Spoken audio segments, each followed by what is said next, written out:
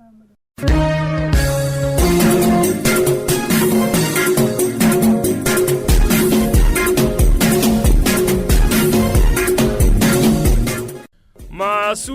sauraronmu, Assalamu alaikum wa rahmatullahi wa barakatuhu.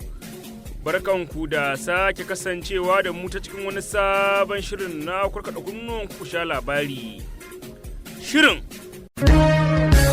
da ya saba bibiyar wasu al'amura da suka shafi al'umma kai tsaye. A cikin shirin namu na wannan rana, muna nan ɗauke da rahoton nan na ina gizo yake yin saƙar ne. Wani ɗan daba a unguwar ɗorayi da ke birnin Kano ya kashe kansa da kansa ta hanyar cakawa cikinsa wuƙa lokacin da mutane suka yi fito na fito da shi a ƙoƙarinsa na karɓewa wani mai sai da mangoro cinikin da ya yi a ranar, amma bayan an so kama shi kuma ya fito da wuƙa a maimakon ya illata wanda yake kusa da shi sai kawai ƙaiƙayi ya koma kansa. A yayin da kace za a dinga fito na fito, kai za ka daina fita sai ka tabbata kana da makami a jikinka kamar yadda suke yawo da makami. Ƙungiyoyin kare haƙƙin bil'adama sun koka da yawaitar safarar mutane maza da mata zuwa ƙasashen nahiyar Turai ko kuma na Larabawa daga nan Najeriya don samun rayuwa mai kyau, yayin da rayuwa a Najeriya ta yi tsada matuƙa da aka jima ba a ga irinta ba. Su ringa zama a ƙasarsa suna aikace-aikacensu, su daina tunanin sai sun fita wajen nan ba daɗi ba ce da ƙarshe azabtuwa suke. Turka shi.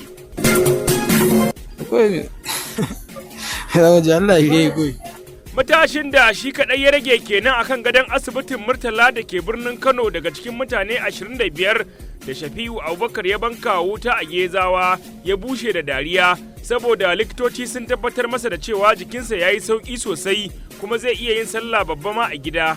Ina fatan jin sallah a gida. A yayin da mutane biyu kacal suka rage a raye a cikin mutane 25. Duk gaba ɗaya mutane sun yafe, wallahi ni ban yafe. Tunda ni ba haƙƙi na kuma mai hujjan yafe ma. Ya ce bai nadama ba. Ya yi gurin Allah, yau bashi da Allah. Za ku iya tunawa da wannan magidancin da kafin mutuwarsa ya ce nan duniya da gobe kiyama ba zai taɓa yafewa matashin da ya yi musu wannan rashin imani ba.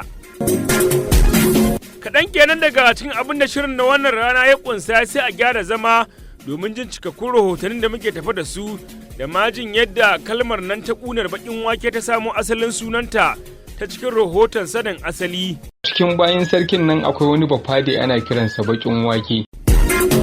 Suna na Tukur S. Tukur wanda zan jagoranci shirin a daidai wannan lokaci, ku dakace mu. To kam kai tsaye bara mu buɗe labulan shirin namu daga unguwa 3 'yan awaki, inda kamar yadda Hausawa suke cewa komai nisan tsuntsu sai sama ta ga bayansa, sai ga shi dubin matasan nan da suka kware wajen yi wa jama'a fafa lolo har su karɓe musu wayoyinsu na salula. To fa yau sun shiga hannun 'yan kwamitin tsaro na bijilanti kuma tuni idanunsu suka raina fata.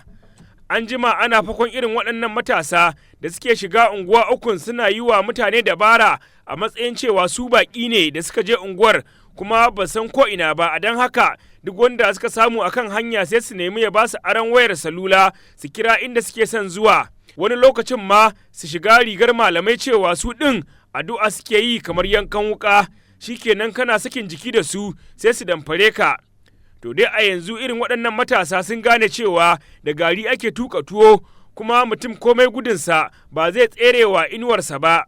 Mun yi samu ce za mu ba mutum taimako, idan muka ba mutum taimako din nan to idan ya biyo mu za mu tura ga baki ɗaya ga nan amma kan mu a haɗa wancan ne kan mu a ɗaya ce za mu tambaye wani mu ce kaza mana tambayar wani guri. Sunana Aliyu Ado, wani yaro za mu dan fara mai wayo mu karɓi waya a gurinsa. Za a samu mutum ne tare shi yana tafiya ya tambaye shi wani guri da bai sani ba. Mu biyu ne, wani zai zo shi ne sai ya sani. Za a nuna za a yi mai taimako zai samu wani abu a duniya shi ne sai a mai wayo a karɓi wani abu a gurinsa. Adamu Abubakar fiya maganin ƙanana da manyan ƙwari shine kwamandan 'yan bijilanti a unguwa 3 a jihar Kano. A ganawarsa da Shamsu Kwandila Mascom ya shawarci sauran matasan da suke da wannan ɗabi'a da su gaggawar miƙa wuya, idan kuma ba haka ba to idan aka kama su za su fuskanci hukunci. Wa'annan Allah ya ba mu nasara mun samu mun kama su. Wato mutane ne masu jan hankalin jama'a ta gurin damfara don su anshe musu wayoyi. Za su zo anguwa su shigo anguwa kamar suna cigiyar wani gida ko wani masallaci, to daga haka za su ja ra'ayin mutum in suka samu sa'a shi sai su haɗu, wanda su za ga suna tafiya mutum ɗaya ne zai fara zuwa amma su biyu ne suke tafiya. Ɗayan zai nuna ba tare yake da ɗayan ba, domin dan wani hikimomi da za su yi maka dan su wayo su anshi wayoyi na damfara a hannun mutum, su nuna maka su za su yi maka addu'a ko za su baka wani abu. Su malamai ne haka suke yi. To abin da muke kira ga sauran wanda ba su zo hannu ba, su ma su yi kokari su tuba, domin insha Allahu su ma za su zo hannu, in Allah da za a aran gama da su za su zo hannu. To duk wanda ya kwana lafiya shi ya su.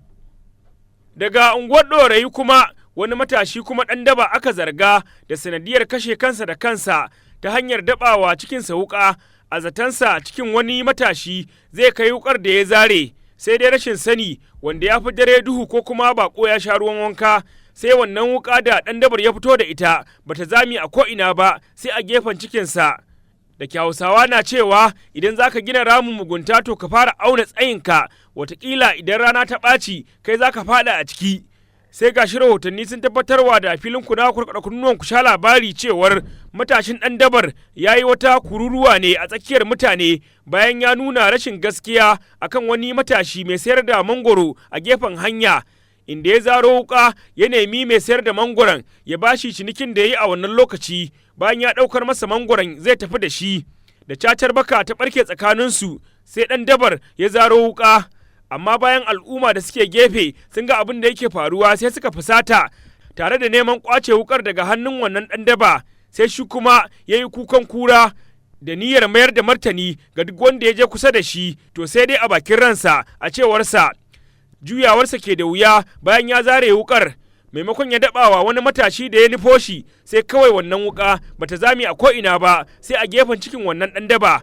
A nan ne fa rai ya yi halinsa, kuma jama'a suka watse suna ta faɗar albarkacin bakinsu.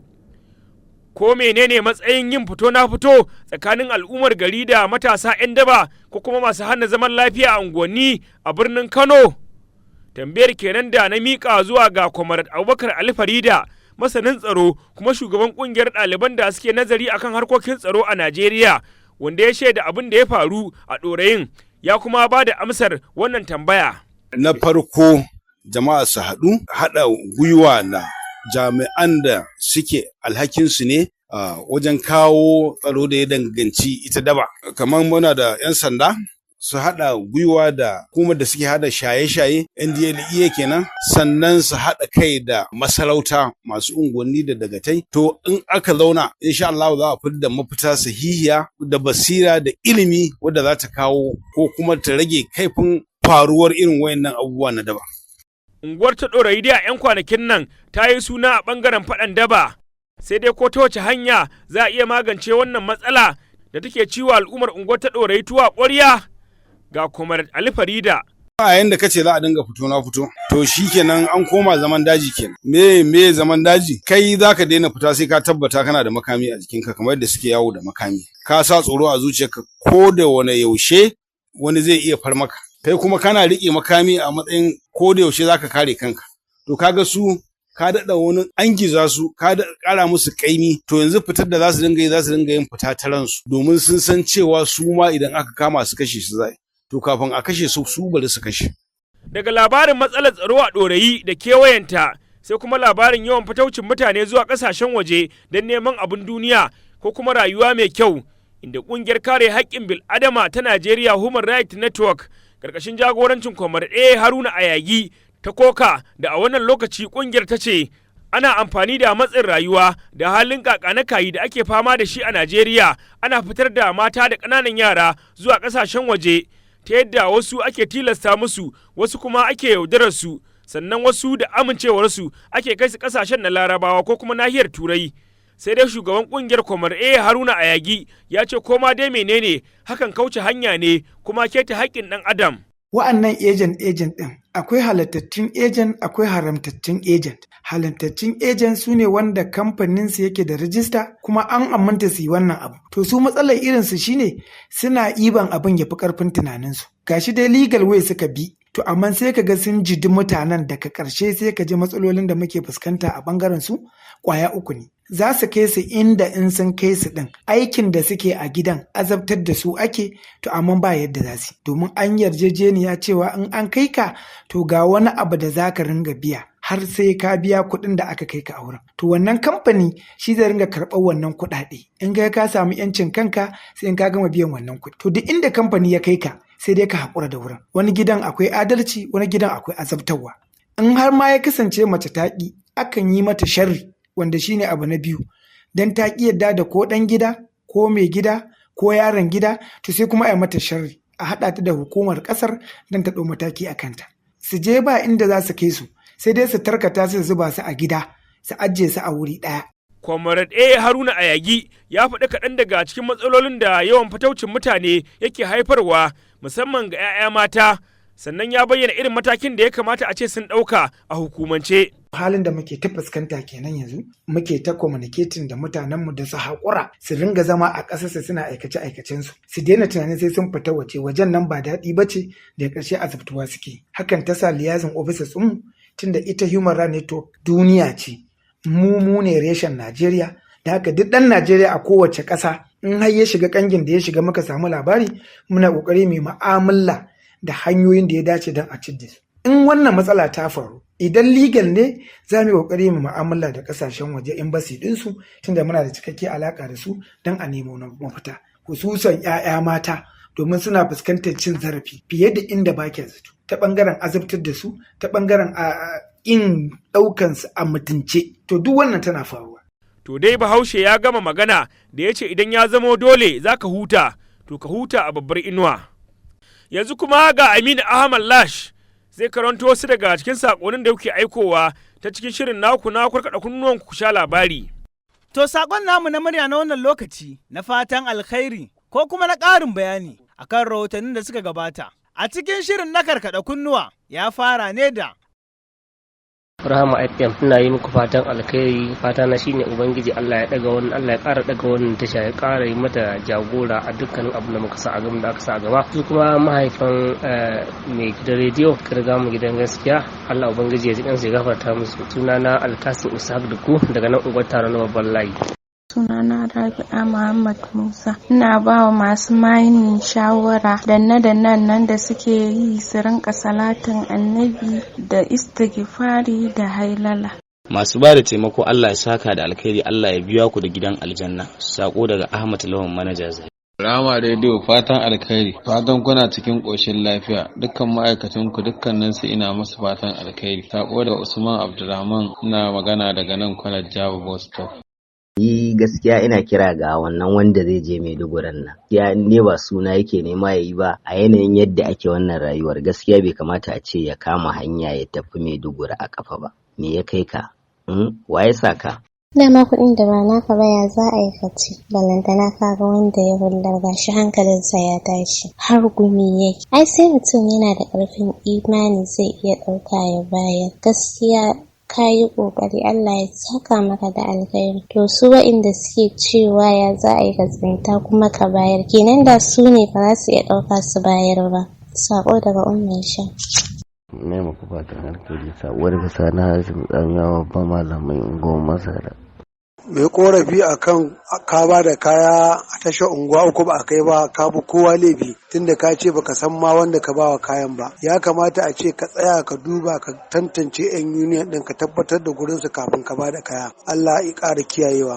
Sako daga Salisu ɗan Tukusi garan Gama.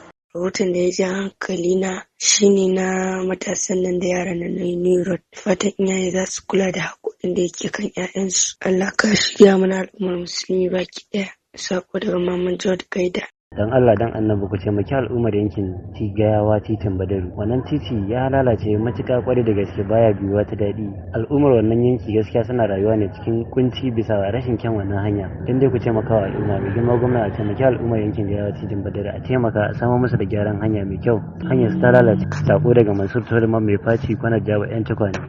Ina yi wa Rahama Radio fatan alheri, sannan muna jin daɗin kasancewa da ku a kowane lokaci. Sako daga Umar Anas. Wannan magidanci da ka tsinci kuɗi ka mayar, Allah ya baka arziki mai albarka a gidan duniya. Gaskiya ka nuna imaninka. Allah ya taimaki Rahama rediyo. Sako daga maman Hana Ɗaurai. Iyaye gaskiya ku ji tsoron Allah wallahi. Ya'ya amana ne a gurinmu, sai dai ku bar 'ya'yanku sasa kai su ta yawo a kwararo ba abin da ya dame ki. Uwa kina can kin kwanta kina bacci da munshari. Ɗaro yana ta gararan ba a hanya nan su da sunan kun turo su makaranta. Allah ya kyauta. Sako daga ummi, maman Fadima. Salamu alaikum, suna na Falal, ina muku fatan alkhairi daga unguwar Hotoron Fulani. Ina sauraron shirin sosai da sosai. Lambar turo saƙon murya ita ce 070-11-83-15-73. Muna godiya. Da wannan kuma kai tsaye, bara mu je ga rahoton nan na sanin asali.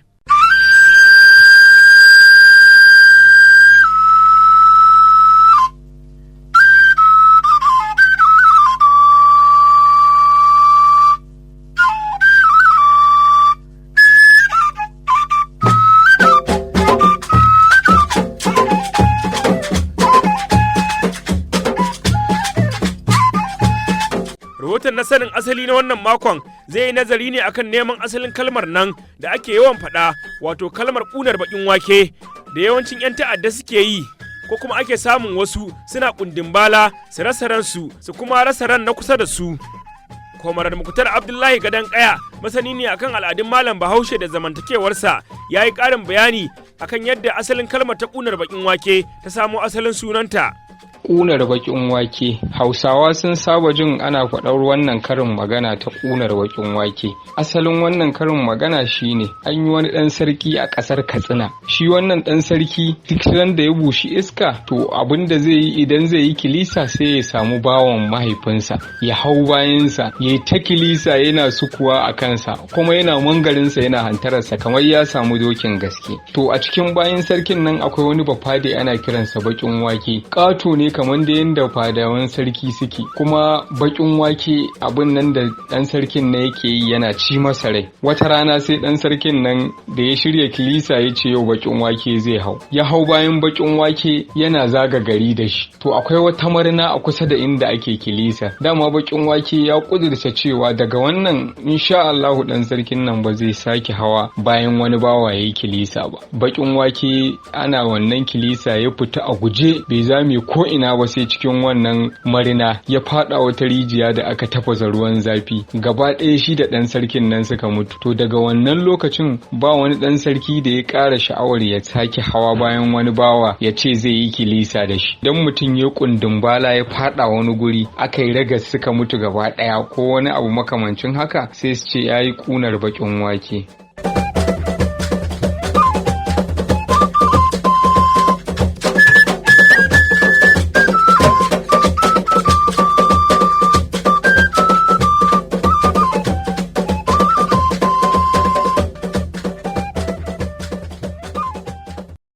To za mu ja akalar shirin namu kai tsaye zuwa asibitin Murtala da ke birnin Kano.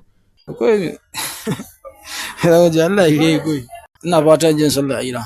Wannan shine matashi Ibrahim Sani, wanda ya kyalkyale da dariya, matashin da ya kasance ɗaya tilo daga cikin mutane 25 da wani matashi ya banka wuta ranar 15 ga watan Mayu da ya gabata a garin Gadan da ke yankin Laraba Abasawa a ƙaramar hukumar Gezawa lokacin da suke sallar asubahi. Ya yi dariyar ne da kuma nuna murnarsa bayan da likitocin da suke kula da lafiyarsa suka tabbatar masa da cewa jikinsa ya yi kyau matuƙa kuma zai iya yin sallah babba a gida. Ibrahim Sani a yanzu shi kaɗai ya rage a kwance a kan gadon asibiti daga cikin mutane 25 ɗin da wancan matashi ya nuna wa rashin imani, sai kuma mutum ɗaya da aka sallama a yanzu haka yake gida. Amma cikin hukuncin Ubangiji sauran mutane 23 gaba ɗayansu da suka kwanta asibitin na Murtala sun koma ga mahalicinsu.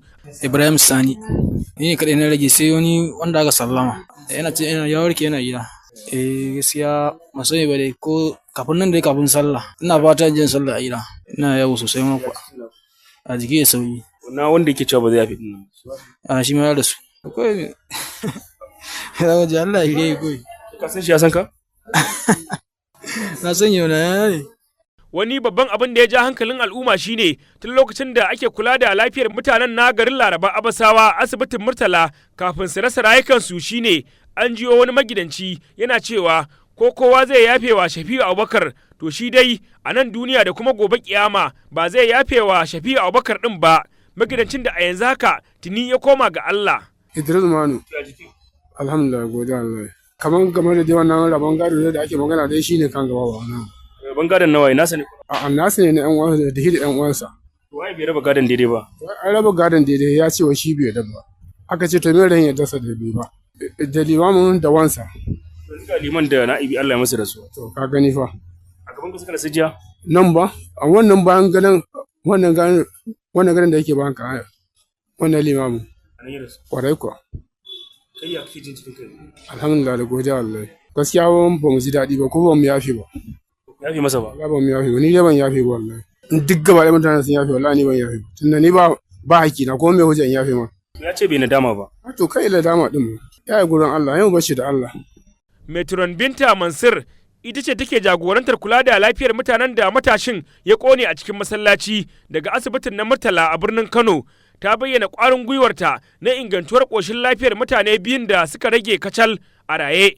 Har ma ta tabbatarwa da matashin da ya rage a asibitin Murtala cewar da yiwuwar za a sallame shi kafin fara bikin sallah babba. A'a Ibrahim ai ya warke gaskiya alhamdulillah mu a wajen mu ai warkewa ce gaba daya. Yana yawon sa yana komai gashi nan yanzu duk ba kumburi ba wani abu alama a jikin shi kuma yana cin abinci da kyau. Wani babba da yake cewa ba zai yafe ba. Wannan kuma ai ka san wahala ce ta sa haka ya tafi duk sun mutu duka a cikin 25 din dai ga su nan 2 dai muka samu a ciki. Kuma ɗaya an sallame shi 24 ga ɗaya an sallame shi wannan kuma gaskiya muna gani ma nan da 'yan kwanaki shi ma zai iya. Ce na fata ya salla a gida. Insha Allah in Allah ya yarda. To wannan kenan. A dai ranar 21 ga watan Mayun da ya gabata aka fara sauraron shari'ar matashin inda a gaban alkali Shafi'u Abubakar ya nanata kalmar da ya faɗa tun da farko cewa bai yi nadamar abin da ya yi ba kuma a shirye yake a yanke masa hukuncin da ya dace da shi. To wannan kenan. Kafin mai sallama ga wata baiwar Allah da ta rugo ana tsaka da ruwan sama tana neman taimakon abincin da za ta ci ita da 'ya'yanta. Abin da ya fito da ni gaskiya na fito ne neman abin da zan dinga ba yara suna ci dan abinci wallahi saboda muna fama babu abinci wallahi Allah. Ko yanzu ma gaskiya babu abin da na ci na fito. Abin da zan sa a ciki na sai mun ma akalla ba kasar ba yanzu mun fi sati 3 wallahi muna in ka samu da rana shikenan in ka samu da safe shikenan mun sako ji aka muka kwanta ba abinci.